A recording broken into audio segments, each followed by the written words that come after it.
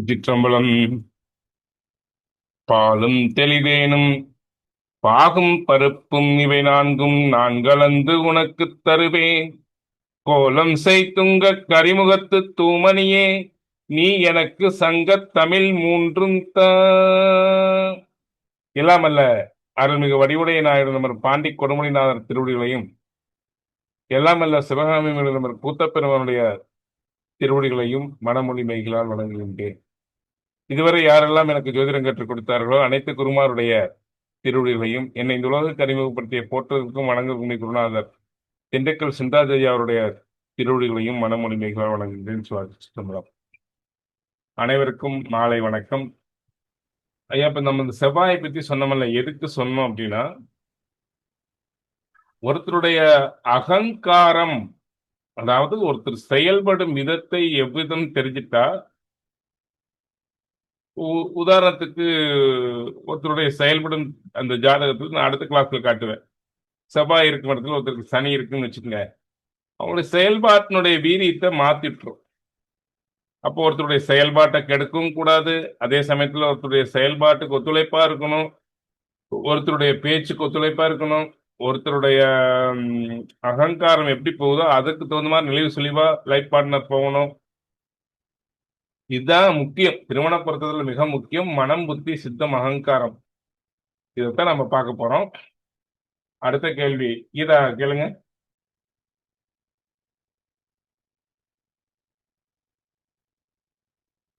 ஐயா, அந்த ரஜோகுணம், தமோ குணம், தாமச குணம், இன்னொன்னு என்னங்கன்னா சாத்வீக குணம். அதானங்க? ஆமா ஆமா. இப்ப இந்த 3 குணத்தை பத்தியும் சொன்னீங்கன்னா, இப்போ செவ்வாயோட எந்த கிரகம் இருக்கு, அது எந்த வீட்டுல இருக்கு, அதை பொறுத்து இந்த குணத்தோட காம்பினேஷன்ஸ் இருக்குங்களாங்க? அருமையான கேள்வி. செவ்வாய், அதைத்தான் நான் இப்போ சார்ட் போட்டு நமக்கு எப்படி போடுறோம்னா, ராசி, நவாம்சம், நின்ற நட்சத்திர சாரம், இந்த மூணையும் நம்ம வழிபடுகிறோம். முக்கியமா செவ்வாயோடு சேர்ந்த கிரகம் இருக்குல்லவா, செவ்வாய்க்கு தனித்த ராஜச குணம். செவ்வாய் எந்தோடு சேர்ந்த தனித்த ராஜச குணம். செவ்வாயினுடைய தனிப்பட்ட குணம் பார்த்தீங்கன்னா பியூரான ராஜச குணம்.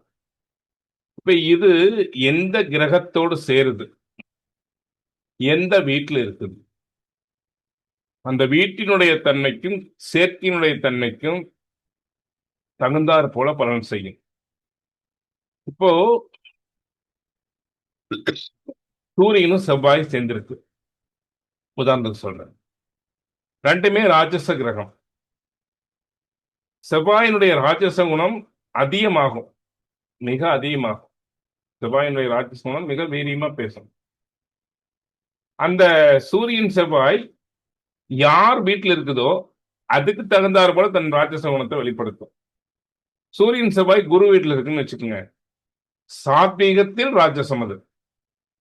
ஏன்னா அந்த வீடு சாத்வீகமா இருக்கிறதுனால நீங்க நல்லா எடுத்துக்கோங்க. குரு வீடு என்ன? கோயில், பெரிய மனிதர்கள் கூடும் இடம், இதெல்லாம் குருவனுடைய தன்மை. அப்போ இவ்வளவு பெரிய போலீஸ்காரர் கூட, ரொம்ப ரோட்ல பார்த்த வாடா போடான்னு பேசுறது கூட, கோயிலுக்கு வந்து சாமி முறையில் பட்டிருக்காரு. எவ்வளவு பெரிய டிஐஜியா இருக்கட்டும், இவ்வளவு பெரிய ஆளா இருக்கட்டும், அவங்க அங்க எப்படி பேசுறாங்க? இவ்வளவுதான் ராட்சச குணத்துக்குரிய ஆளா இருந்தா கூட மன்னன் கூட கோயில்ல வந்து என்ன பண்றான், அந்த கோயில்ல வரும்போது அந்த குணம் மாறுதா இல்லையா? அவருடைய தனித்த குணம் வேற, ஆனா கோயிலுக்குள்ள வரும்போது அவருடைய குணம் எப்படி மாறுது? மாற்றம் கொடுக்குதா இல்லையா? கீதா கொடுக்குதா இல்லையா?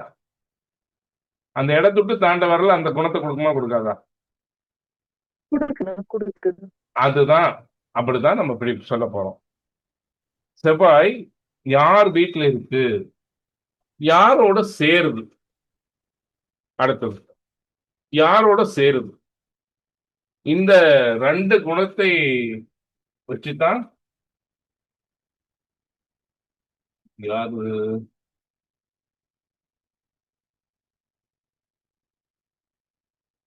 அந்த ரெண்டு தன்மையை வச்சுதான் நம்ம சொல்ல முடியும். செவ்வாய் யாரோட சேருது, செவ்வாய் யாரோட இருக்கு, அது யாரோட இது பண்ணுது. அப்போ எந்த கிரகத்தோட சேருதோ, கீதா இருக்கீங்களா? எந்த வீட்டுல இருக்கோ அதனுடைய தன்மை செயல்படும். அதை பத்தி தனியா சொல்லிக் கொடுக்க போறோம். செவ்வாய் சனி வீட்டுல இருக்கிற சூரியன் செவ்வாய் அங்க தாமச குணத்தோடு ராஜச குணம் வேலை செய்யும். அப்போ கொஞ்சம் கட்டமுடன்னு தான் இருக்கும். ரொம்ப ஒரு ஒரு போராளி எப்படி இருப்பான், ஒரு போராட்டக்காரன் எப்படி இருப்பான், ஒரு வக்கீல் எப்படி இருப்பான், ஒரு தர்க்கம் பேசுறவர் எப்படி இருப்பான், ஒரு அந்த மாதிரிதான் இருக்கும். சார் செவ்வாய் எங்க சார்? சார் செவ்வாய் வந்து அதனுடைய குணம் என்ன, அது எப்படி மாறும், அதனுடைய குணம் எங்க மாறுது அப்படின்னு கேட்டாங்க. அது யாரோட வீட்டில் இருக்கோ, யாரோட சேருதோ அதை பொறுத்து மாறும். இதுல எந்த குணம் அதிக வேலை செய்யும் அப்படின்னா, வீட்டில் இருக்கிற குணம் அதுக்கு இயல்பா ஒட்டும். அதுக்கு தகுந்த மாதிரி அதனுடைய தன்மை இருக்கும். இந்த 2 கிரகம் சேருது அல்லவா, செவ்வாயோடு இன்னொரு கிரகம் சேருது அல்லவா, இதுல யாரு பலவானோ அவனோட குணம் ஓங்கி நிறுத்தும். இப்போ இப்போ சூரியன் செவ்வாய் சர்ப்பகிரகம் யாரு பலவான், யாரு வந்து ஒரு 2 கிரகம் சேருது, சூரியனோட செவ்வாயோட சுக்கிரன் சேருது, சனி வீட்டிலேயே இருக்குது செவ்வாய் சுக்கிரன் சேர்ந்து, அங்க என்ன வேலை செய்யும்? செவ்வாய் வீட்டுல மகரத்துல செவ்வாய்க்கு பலம். அங்க மகரத்துல செவ்வாய் சுக்கிரன் சேர்ந்ததுன்னா அங்க ரஜோகுணத்துக்கு தான் பலம் அதிகம். ஆனா கும்பத்துல செவ்வாயும் சுக்கிரனும் சேர்ந்து நிக்குது, அங்க என்ன ஆகும்? காமதத்துவ ராசி தான். அங்க என்ன ஆகும்? சுக்கிரனுக்கு தான் பலம் அதிகம். அங்க ராஜச குணம் இருக்கும், சாத்வீகமும் தாமசமும் இருக்கும். அங்க இருந்த காமத்தை தூண்டி விடும். சாத்வீகமும் தாமசதி இருக்கும். சுக்கிரனுடைய தன்மை என்ன? சாத்வீகத்தில் தாமசம். அதெல்லாம் படிக்க போறீங்க இனிமேல் தான். அப்போ அந்த குணத்தை தூண்டிவிடும். சுக்கிரனுக்கு தான் அங்க பலம். ராட்சச குணம் வேலை செய்யும், இந்த குணத்துக்கு அதிக பவர் உண்டு. இப்படித்தான் நம்ம பார்க்க போறோம். இது எங்க இது இது இது முக்கியமா நமக்கு சொல்லக்கூடிய லக்னத்திற்கு 2, 4, 7, 8, 12 லக்னம் இந்த வீடுகளாக வரும் பொழுது அது பாதிப்புகளை கொடுக்கும். புரியுதா கீதா மேடம்? ஆனா இப்ப செவ்வாய் வந்து கிரகங்களோட சனி புஷ்டியன் வீட்டுல சிம்மத்துல இருக்காருன்னு வைங்கண்ணா. கண்ணு இது கூட கண்ணு இப்போ ஒன்னும் வந்துட்டு கேட்கல, விட்டு விட்டு கேக்குது. வீடியோ ஆஃப் பண்ணிட்டு பேசுங்க. நெட் சொல்லுங்க. இப்போ செவ்வாய் வந்து சர்ப்ப கிரகங்களோட சிம்மத்துல இருக்காங்கன்னு வைங்க. ம் ராகு கூடவோ கேது கூடவோ. ம் அப்ப அந்த கோவம் அதிகம், எல்லாமே ராட்சச குணம் அதுதான் அதிகமா, ரஜோ குணம் தான் அதிகமா இருக்கும்னு சொல்லி எடுத்துக்கலாம். செவ்வாய் கேதோடு இருக்கும்போது செவ்வாய் ஆஃப் ஆயிரும். என்னைக்குமே கேதோட செவ்வாய் சேர்ந்ததுன்னா கேதனுடைய தன்மை தான் அது சாமியார் பயலாயிரும். ராஜசம் கேது எல்லாம் விட்டுட்டு கேதனுடைய உண்மையான குணம் சாத்வீகம். கேதனுடைய உண்மையான குணம் சாத்வீகம். கேது ஓ தாமசம் சரி அல்ல, கேது தாமசம் அல்ல, கேது சாத்வீகம். அது ஓ சரி தாமசமாக சரி தெரிஞ்சாலும் சாத்வீகம். செவ்வாய் அமைதியாயிருவார் கேதோடு சேரும் பொழுது, சாத்வீக குணம் வேலை செய்ய ஆரம்பிச்சிடும்.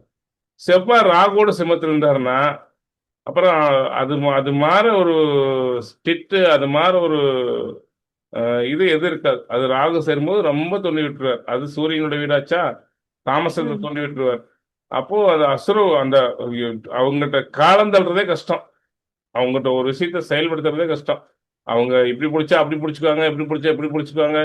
ரொம்ப கஷ்டம் இந்த செவ்வாய் ராகு சேர்க்கை.